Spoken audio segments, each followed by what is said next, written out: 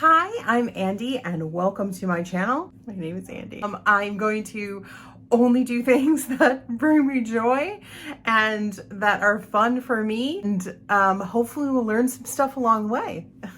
Thanks for being here. Hello and welcome to my channel. I am doing the 5-4-3-2-1 tarot created by Kelly Bear, and I was tagged by Marlena Teresa.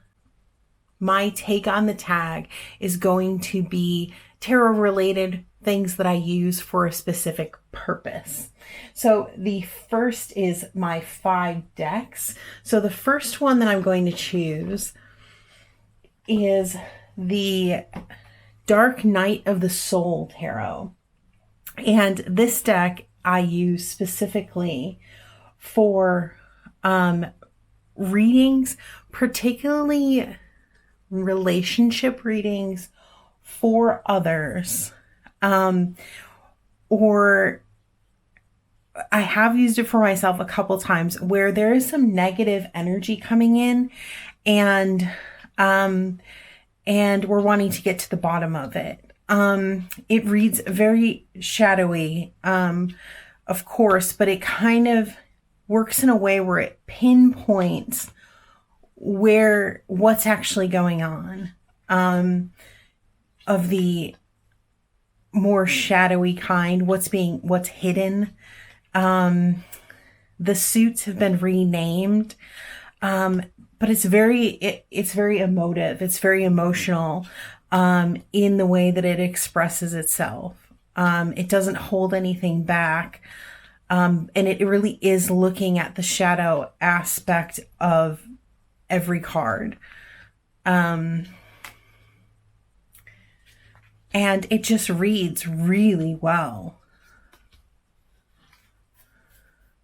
So this is the first one on the list, the Dark Night of the Soul Tarot by Mystic Moon Oracle.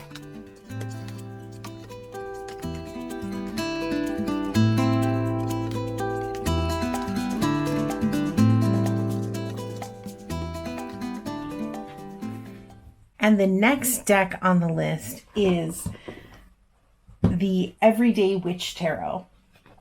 And this one I use specifically for a reading that I'm going to show you in the spread section of this tag. And this deck I use for 2 reasons. This larger version I use for my inner teen reading, that I do for other people, and for myself. And it just really reads for me well in kind of pulling in like that inner teen energy, what's going on.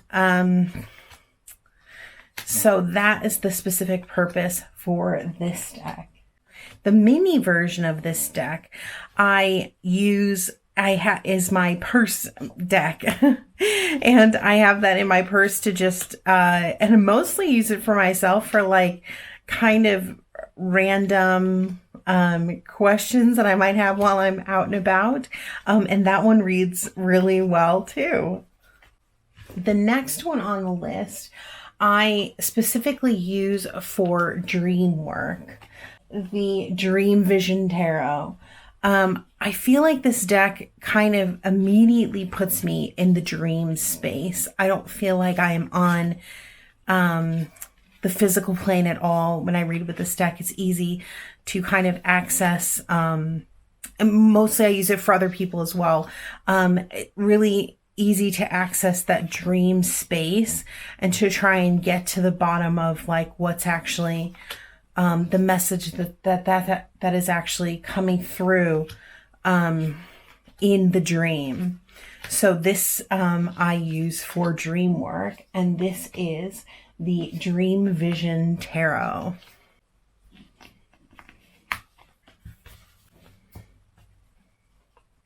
The next deck that I use for a specific purpose, number 4 on the list, I've talked about quite a few times before, and that is my Way of the Panda Tarot. And this is my supportive deck. What I use when I need supportive energy in any way. And it gives me encouragement. It never lets me down. So this is the specific deck I will go to for encouragement. My cheerleader deck. And the last deck on the list is the deck that I will go to for the specific purpose of, in the reading I do for self-care, self-empowerment, and that is the Tarot of Light. Specifically, the reading that I do around this card is quite around this deck is an oracle heavy reading, but this is the only tarot that I pull in. And the reading is specifically for people who are in a space of kind of needing to get their power back in a way. So I want a deck that the messages are quite supportive. I don't really, when I'm doing this reading, I don't really want to bring in any new issues, because we're kind of looking for a way out. We're looking for a way to kind of take back that power and bring in that fire. And so this deck is kind of in a similar way to the way of the Panda works for me personally, kind of that supportive energy and kind of that encouragement and kind of where can we gain strength, you know, to move forward. And this deck works really well for it. I love the keywords on the bottom too. I trimmed my copy here. And because I use it with other oracles, the borders, I didn't want kind of competing with the oracle decks. And I kind of wanted it to, it's kind of the background player in the reading. So, and it works really well for that. Just this kind of really light, hand holding almost, really to pull out the good that's going on, where the healing can take place.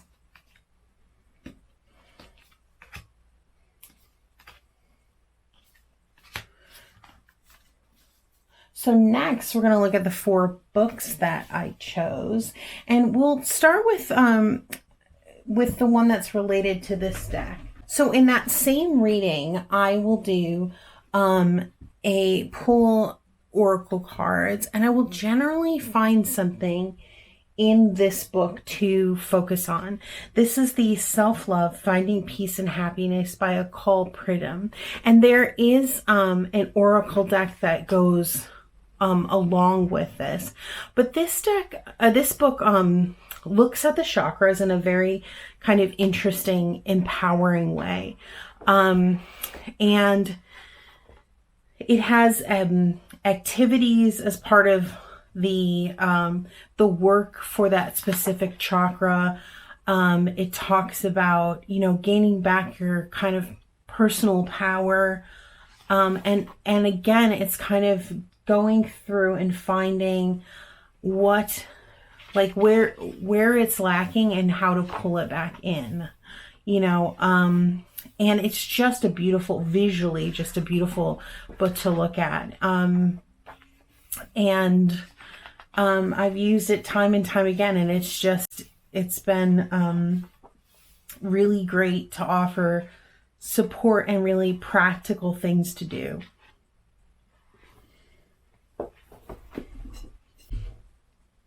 The next book on the list is the Tarot Reversals book. And I worked with this book about 3 years ago when I wanted to just kind of give my readings a bit of a new, like a freshen up, like these predetermined meanings that I had in my head. I wanted to shake up my tarot practice a little bit. So, this book is by Lisa Roberts, and I love her writing, and I have highlighted and gone through this book so many times. And sometimes if I get stuck with a particular card, I will come back to this book.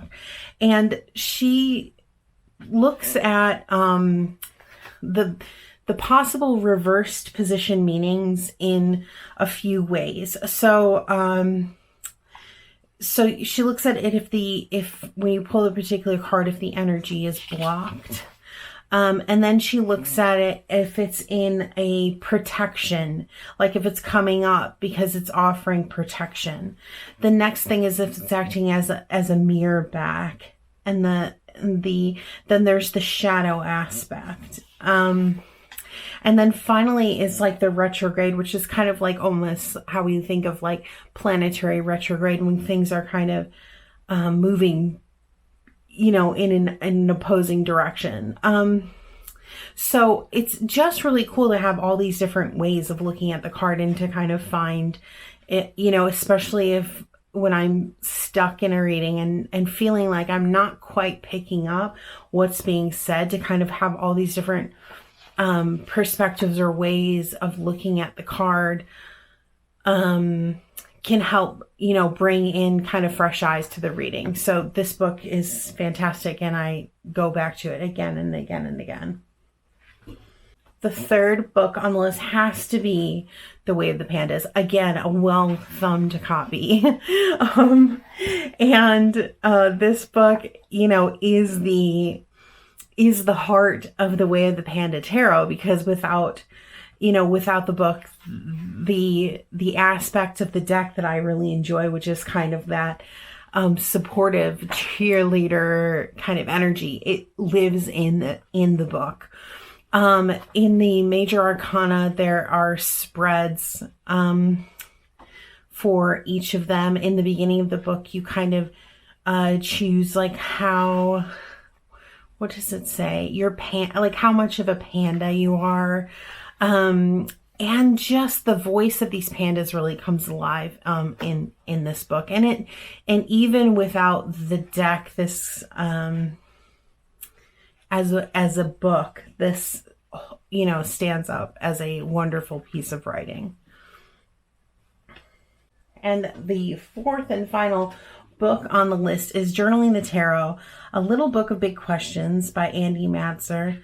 And this is a book that I use when I'm looking to, if I have a card that's coming up, or if I specifically pick a central card to work with, and then I will use the questions, that the journaling prompt questions, to create normally 3 or 4 card spread. So I'll just pick out the ones, and there are just tons of questions. And this is the smaller of the 2 books. I have both of them. He has another one that is just absolutely massive.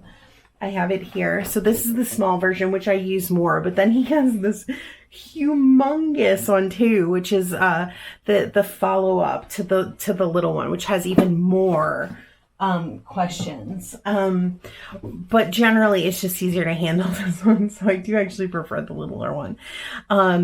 So the questions that are brought up in this book, just the range of them is incredible. And to kind of find, exactly what the card, what kind of spread you want, what the message is coming through. And it can really take you on some really interesting tangents.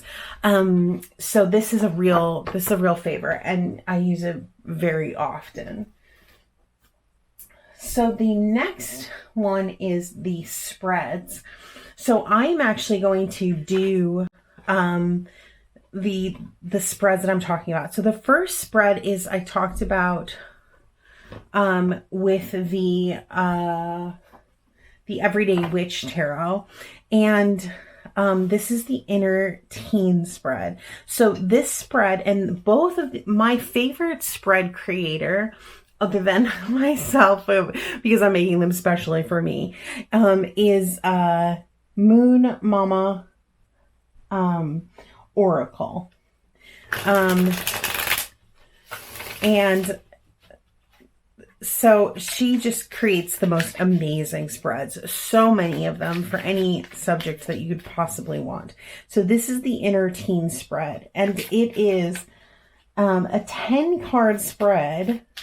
So it kind of does a little bit of a comparison, like with yourself and your inner teen. So the first card is a card to represent a card to represent my energy. And then the second card is a card to represent the inner teen's energy. So here we have the Three of Cups for our own energy, and then the inner teen is Temperance. So we're having fun. Inner teen is a little bit more focused and balanced. She's got one eye open here. So she's having fun too. But so then the next is, what would my inner teen like to manifest? And then how would they like to manifest this? So they would like to manifest the Three of Pentacles. So maybe inner teen thinks that we're having a little too much fun with the friends, and maybe we need to use these friends to help collaborate a little bit more creatively on things that we're working with. And how would they like to do it with Judgment, kind of bringing in a new perspective to doing this. And the next one, number 5, is what block do we face when trying to manifest this vision? And we have the King of Swords. And the next one, number 6, is what first step can we take towards manifesting it? And we have the Two of Wands, great first step card. And then what lesson is manifesting this going to give me? And we have the Seven of Wands. Let's just move up a little bit here.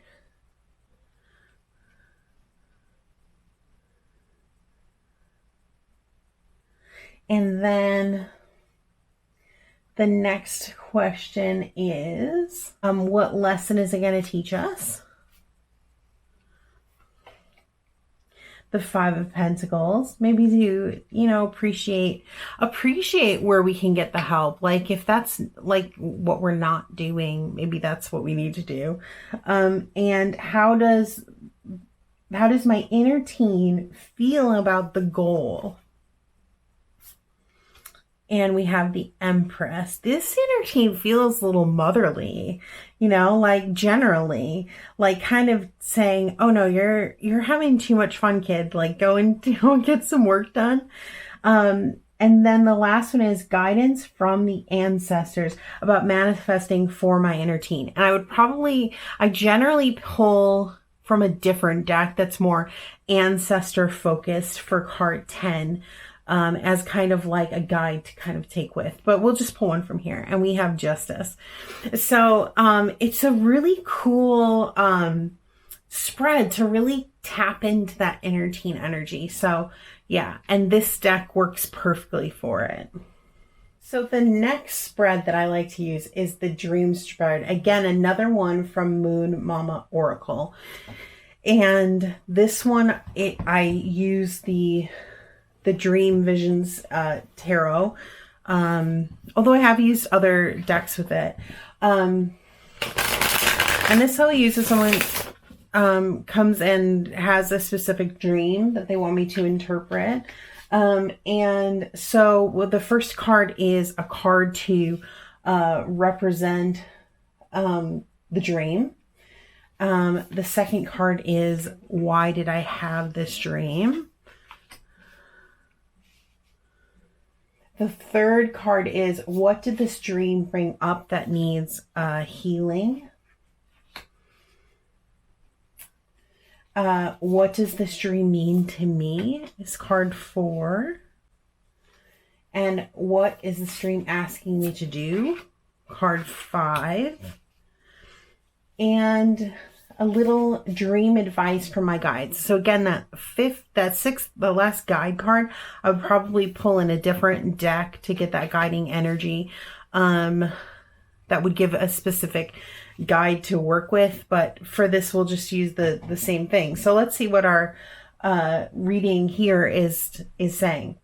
So it seems like a card to represent the dream bringing in the Hierophant energy is the dream is definitely trying to teach something, right?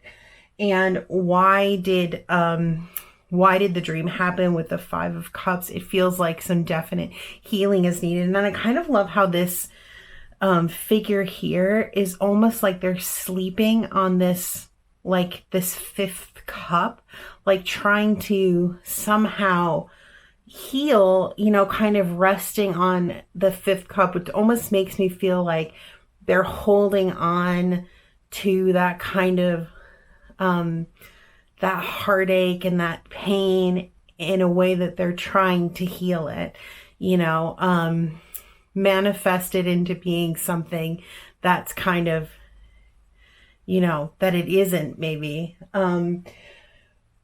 So the healing from it we have here is in the 8 of Pentacles. And it really feels like, whereas this one, it feels like she's almost trying to, I'm saying she because this is how I'm seeing it, but it feels like, you know, whereas in the, you know, in the why with the healing it feels like in the 3rd card, we have a more action-based response here where like something is actually being done. Like we can, instead of just kind of wishing it to be so, we're actually, you know, needing to do something. And so what does the dream mean to me? It's, you know, this kind of transformational energy, like turning this sorrow into something that we can work with.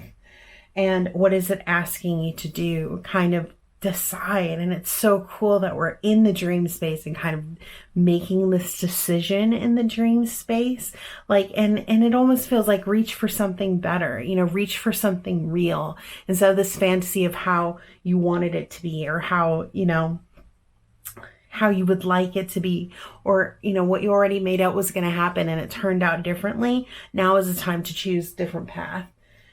And a little advice from the guide, you know, be open to change. You know, it's like round and round the wheel we go. And, you know, and just because things didn't work out the way that we hoped it would be, doesn't mean that life comes to an end here. It's not death. It's, you know, it's transformation. So that's just kind of a little, that's a little example of the dream spread. So the final spread, this is a spread that I made. The final spread I called the mother spread. And this is a spread that I made up a few years ago on Mother's Day. I am estranged from my mother. So this is specifically like my, me as a child of a mother and not as a mother myself, kind of sitting in this energy of needing mothering and how to seek that out and how to receive divine mothering or self-mothering and kind of looking into the energy. Now there's no specific deck that I would use for this. I would use anything that feels like mother to me in that moment. But because we brought it in, because I brought this in as the kind of the deck that would bring a little comfort, which is mostly what is needed. I'm going to use the Tarot of Light for this one. And so this is a 7-card spread. I haven't used this one in a little while. So the first card is the Divine Mother energy that is within me. So that's kind of like our central card. So here we have the shadow in this deck, which is fear. Interesting, right? And then the mother energy needed in my life in the area of my home and family is card 2. And we have the King of Trees, or the King of Pentacles, who's the architect. And then the mother energy needed in my life in the area of creative drive. And we have the 10 of Angels, surrender. So this is like the 10 of Swords. This is like, I'm laughing because it's like, there's some real shadowy cards coming up here, which is not unusual for me doing the mother spread. So, yeah, so thanks for playing cards the way you normally would. And so this is like letting me know, like, this is the support that is needed for me in these areas of my life, right? So when we're looking at the maternal energy, like, it's almost like, what would your mom say to you, right? Like, in the area of creative drive, what is mom saying right now? Like, surrender to it, right? Or like, and it's like, what would mom say in the area of home and family? Like, you're the architect, like, you know, and I'm going to help you build something here, you know? So next we have the mother energy needed in my life in the area of work. So we have the 8 of Hearts, the 8 of Cups, which is codependency. So that's the interesting energy, right? Because it's like, when you're talking about work, it's like this monetary, like, for me, it's like, work is my, you know, my money job. And it's like, so there is a codependent relationship going on there. And maybe it's like, I've got you while you, you know, do what you have to get what you need. So, and they need me and I need them. We are codependent. So the next one is the mother energy needed in my life in my connection with others. So we have the 5 of Angels, or the 5 of Swords, with this, which is withdrawal. It's interesting. So it's almost like, you know, the mother advice is saying, like, okay, when people become too much, here I am, you know? And number 6, what self-care does the divine mothering energy feel I need the most right now? And we have the 3 of Swords, which is clarification. Interesting, right? And number 7, the last one, is what self-care will help me feel closest to the divine mothering energy. So this is like a, you know, what can I do? And the wheel, you know, make some changes. And this is like in the area of self-care. So it's like, make some changes to prioritize your needs. Like, there's a lot going on here. There's a lot of work to do. And I love this keyword on here, like breakthrough, you know, like, so it's really cool. So this is the mother spread. So the next prompt is, we have 2 things, that, I do in tarot, like habits or rituals or things. And I am a really habitual person. So I have a lot of habits. I have a lot of things that I do. But what I require most, that is essential when I do a tarot reading, for myself or anyone else, is this clear space. And you'll notice that, like, there's not a lot of decoration going on in this space, because it's important for me that the reading space, even if it's just 15 inches across maybe, is completely clear and like decluttered. Like, it needs to have space to breathe and room, like a special like a special spot, right? It drives me nuts. Sometimes I bring my cards to work with me and I don't have a cloth with me, and I just have to sit, like put the cards on like the desk or the work table that other people have been sitting on, you know, and I try and do like wipe and kind of clean, but like that kind of table space is very important to me. The other thing kind of ritually or that I do before a reading is breathing is very important. Like taking that exiting breath to let go of whatever is floating around. And that's helpful. And I might stop and do that several times during the reading, and like just kind of, you know, it's that whatever is kind of creeped in or like is holding on, like let it out. And then the last prompt is number 1, and it's one piece of advice. And my one piece of advice, tarot advice, is you can't get it wrong. It's impossible. You can't get it wrong.